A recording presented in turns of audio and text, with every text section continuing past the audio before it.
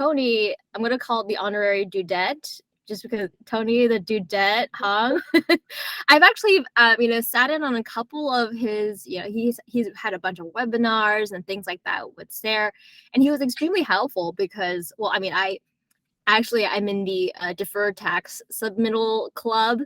And so I just submitted my taxes this week, but during tax season, Tony was super helpful in Tony and his team were really helpful in submitting tidbits and giving us how to's on, like what you should be doing in order to get most money for, your real estate investment and how you could be saving if you're, a high earner. So I actually took a lot from that. And so I was really excited to have Tony on here. And after listening to everything, which is, this really fun, super easy conversation between you three, I think like one of my favorite parts was Tony talking about his business, his family influences. And there's also a bunch of other things in there too. And like his opinion on Discord groups and, like crafting the right mindset and like, should you start an OnlyFans real estate business? It was just funny and hilarious. So really excited for the pod squatters to be listening to this episode, and hopefully you'll be catching me on other episodes in the very short near future. Pod squatters, is that a new term we're using now, Anita? Pod squatters? I'm feeling it out. I'm experimenting with it. Pod squatters. Yeah, because they're called pod squatters because they don't own real estate yet, but they're just listening to the podcast, so they're pod squatters. Yeah, they squat on the pod until they actually get some real estate. That's what. Funny. So how do you know Tony? He's like a CPA. He's funny, charming, handsome. I don't know if he's single or not. That should be one of our leading questions, like as part of the onboarding. It's like, are you married or single? Would you like to use the podcast to find a partner? Yeah, this is peak Asian. We give them we add them. Subtle Asian dating. It's like, hey, he's 6'1". He's a qualified real estate professional. That's good. Tony was funny. I feel like this podcast would be nice if we just had people who are entertaining to talk to. It doesn't have to be someone who's had like 1 million units, because that's what every other podcast is, right? It's like, here's a person who has 1,000 units, and then they're like, all right, so IRR was, this, and my mom invested in my deals, and now it's, I'm a multi-bajillionaire. Like, that's every story on every podcast. And then sometimes it's just nice to talk and have conversations with real estate people who are interesting, but then be like, hey, here's what do you do? Like, what makes you interesting? I think Tony really fits that vibe. Question for you, and maybe this might be problematic, but it's 7:30. We can ask fun questions. What kind of Asian are you, Tony?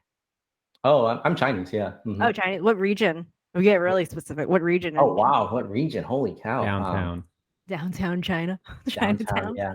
My mom's from she's like from a village near Guangzhou, and then my dad's like a border kid from like Vietnam, China. So that's where we're from. That's the mix.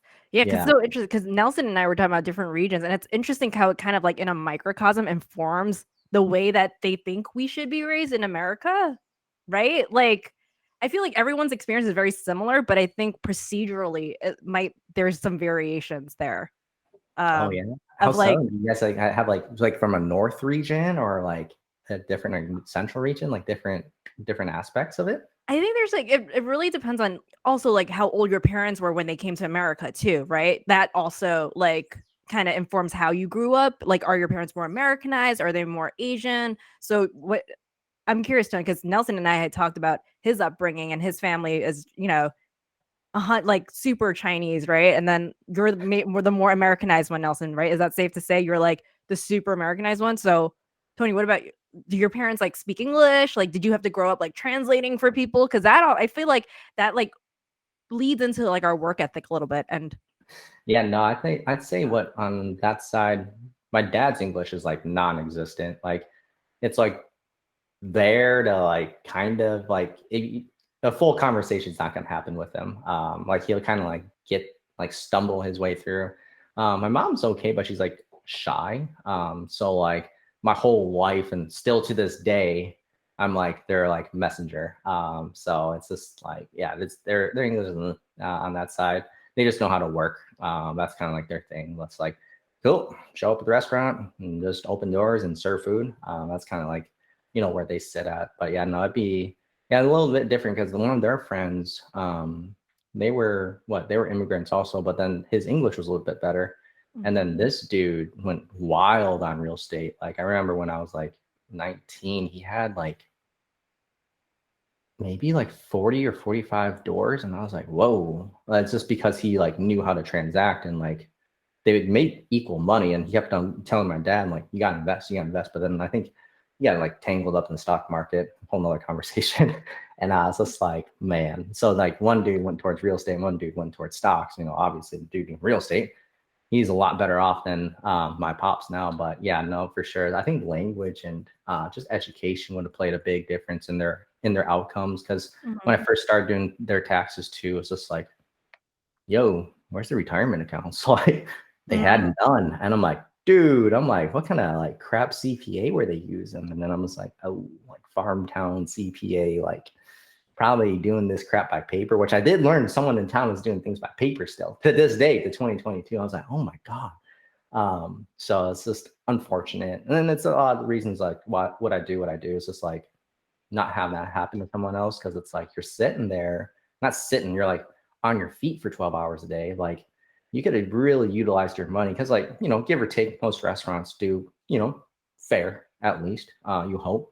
And they have the means to go buy real estate. It's just like, do you know the right people to execute that? So yeah, that's what I think on where their stance is at, from their education to their English levels to their self-sufficiencies. Like I think every Monday they go up to the cities to work. They're like 3 hours away from their rentals, and then I always get calls on Monday like, hey, can you call Centerpoint Energy to do the maintenance plan?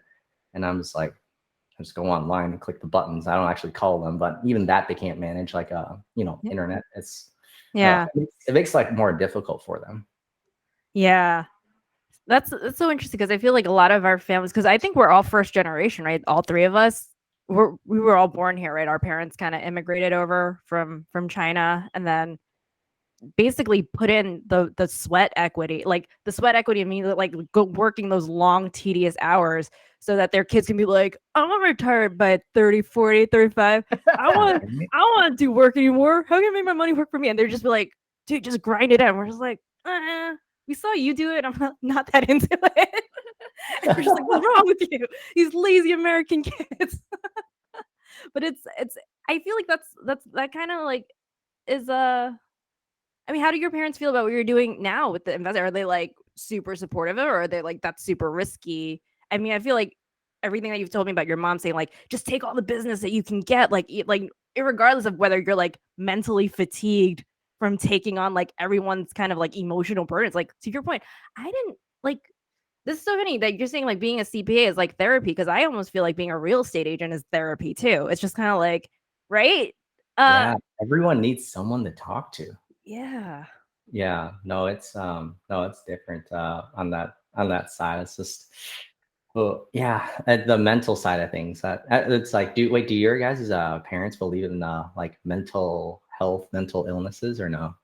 My mom's shifted over towards it in the last like 3 or 4 years. So okay. Same. Do you guys go to therapy? Any of you? As a personal question, I'll volunteer. I go to therapy. Do you guys? No. No, I thought about it, but then like never executed on it. I'm like, it's a Western thing, like, but I think that's it's super helpful. Like, I think it's cleaned up a lot of just this like kind of weird thinking that comes from like the baggage of growing up from immigrant parents and adjusting it in the context of like growing up Westernized. Like, I almost feel like sometimes things that you see your Westernized friends doing doesn't add up with the values that you were like brought up with, and then you're kind of like conflicted. Has that ever happened to you guys, and how does it inform like how you go about planning your future and the life that you want to build for yourself? Oh yeah, I think that heavy. It's very heavy. Yeah, I think it's needed to change it. But I think it's one of those items that's like, okay, you should do it, but it's just not happening. I just don't know why, but it's just a time or a commitment perspective. Like it's just, I don't know. That's a really good question. Sit there and think like, why don't we change the way that we operate? I think a lot of times too is just like the pressure from them, like, wait, we did it like this, why don't you just do it? Yeah, just what's it? Don't fix what's not broken. Yeah. Yeah. I think that's a big thing for them. It's like, oh, well, I can see what they mean, but at the same time, like, no, it's a different world now. You got some choices to do. Yeah. It's funny how they're like, hey, don't fix what's not broken, but they will never admit if anything's broken either. So right. Oh yeah. Yeah. That's so true. Yeah. There's a lot of like great lessons to be learned from like OG Asians, but at the same time, like, I think there's some practices that can be changed too. Yeah. I think the big thing was like always, what was it? The abundancy style. Like I think growing up wise, like it was like things were not abundant, right? So it's just like my pops would just do everything himself, my mom do everything themselves. And I'm just like, I mean, you carry that mindset with you from like, farmland in China, because if you're not worried about scarcity, then you die. Like there's like a different stakes. Here it's like, oh no, I have to go back to renting with my parents. Like that's our downside. or like, it's just like there's like a totally different limit. Or worst case, honestly, it's like, oh no, I have to be homeless in the United States, which obviously isn't great, but compare that to being in 1970s China, like where you literally were on the verge of starving to death every single day. But it wasn't just you, by the way, it was like the whole town. So like the whole town is like is eating tree bark just to survive, which is a story that my grandparents told me. That is why you can't have an abundance mindset, is because you're so focused on scarcity. Why? Because if you mess up on scarcity, you die. That's also why negative news travels faster, right? You don't want to lose money. Like that's like the same sort of thing that appeals to people more as a result. Like appeals because it's everyone's shared dysfunction a little bit. Like anybody who's had family that's gone through like wartime, that trauma is like inherited because they take those lessons that they took to survive. Just like it's interesting, like reframing, like, oh, we're safe now. It's more stable now. We can drop some of those like survival habits, like ways of thinking that were like limiting us. And I think that's why a lot of people stick it out with the W-2s, and they're scared to quit, because it's like a more, we're not working on a farm. It's like a white collar farm now, but we're like, just like, what if I lose like if someone loses their job, they're like kind of scared shitless, like they're going to starve and eat bark again. Like it's that same like switch that goes off in your brain. But even though like it's not as dangerous, we still perceive it on a very primal level of, oh, it's not safe. And that's why people don't want to, pull the trigger and take these risks with their money and make their money work for them. They're not thinking about it, I guess, in the right way because of trauma. Anyway, that's heavy. But it's so good. And that's the podcast. Yeah. Love that. Yeah. Bang. I was talking to Tiffany about the mindset thing, where if you craft your environment, it's a lot easier to just do better, right? If you don't want to get fat, you want to be fit, throw out your snacks, right? You don't want to spend mental brain power fighting to make the right decision all the time, right? So if you just remove yourself from that environment that is leading you to make those bad decisions, that's the easiest way to, put yourself in the direction of what you actually want to do, right? So either surround yourself with other entrepreneurs doing real estate, CPAing work, buying, Airbnbs, moving away from crypto. And those yeah. Basically, look at how your crypto friends have been doing. Right? Yeah, exactly. You gotta find the right crowd. Yeah, it's always like disciplined. They're just very, very disciplined. And I think that's a big investing because you were talking about, mindset, right? That's a big thing for you too. And I think, being someone who looks at the books all the time, when people are very disciplined or undisciplined with their money and their spending. So maybe you can at a glance, like, look at someone's taxes and be like, they are just not cut out for investing, or this person's just living their best life and just doesn't care. That's what Tony's thinking when he's looking at my tax returns right now. Yeah, I was just like, oh wow, Nelson makes a lot, but spends more. I need to hang out with this guy. Those are the people you want to hang out with. Yeah. It's called reinvesting. I'm investing in tables at nightclubs, guys. That's that. Exactly. A $4,000 table at a nightclub, that's a true relationship that you're building with somebody. You know, when you're yelling across the table from the nightclub. Funny too, on the tax return side, it's you get so much data. Like you probably would nerd out over this, Nelson. Like, all right, where's this guy buying his units?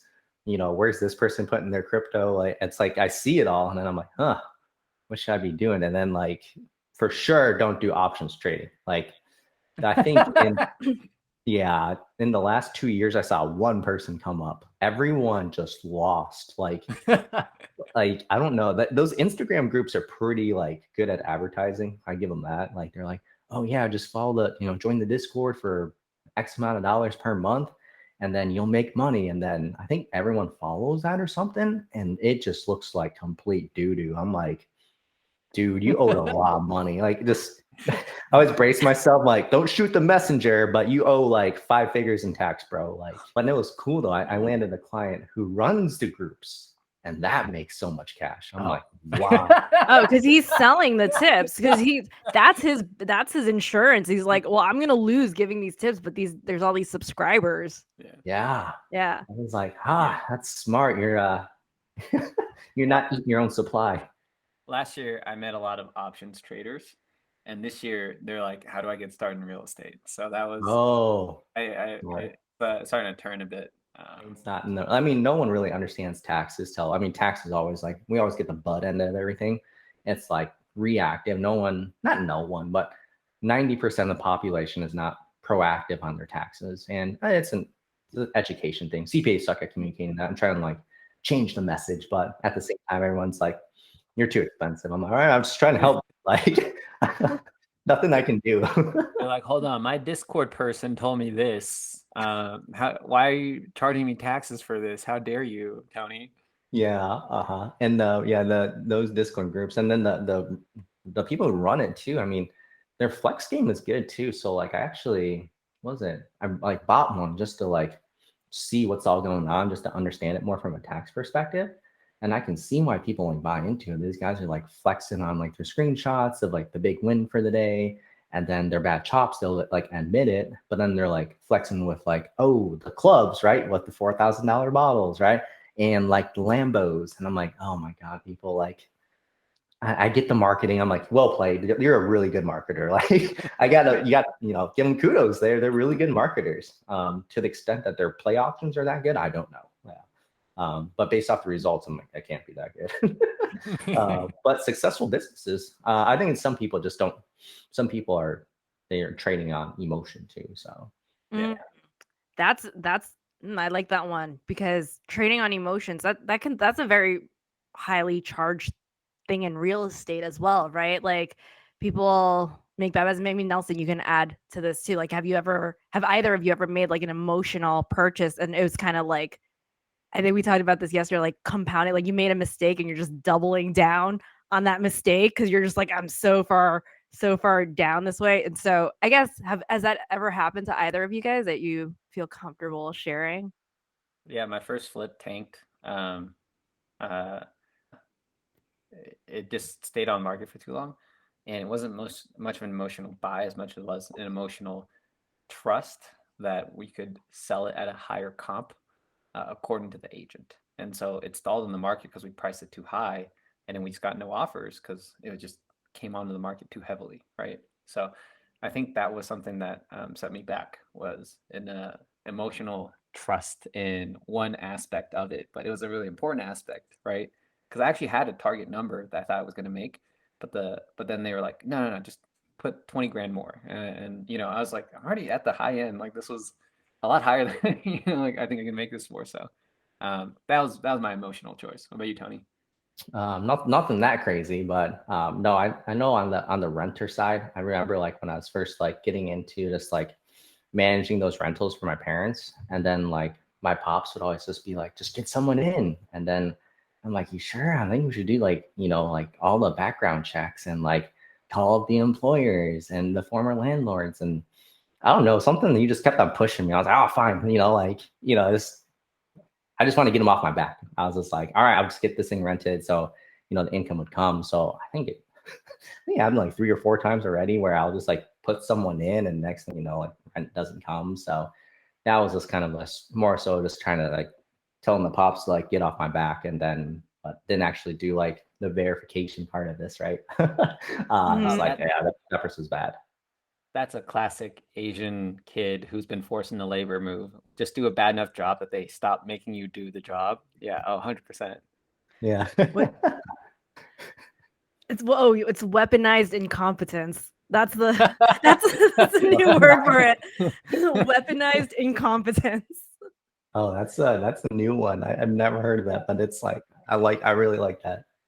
Yeah, it's actually a buzzword that's floating around now. It's a lot of wives are using it to describe their husbands, like not knowing how to fold laundry. I don't know how to load the dishwasher, and then the wife's like, "Forget it, I'll do it."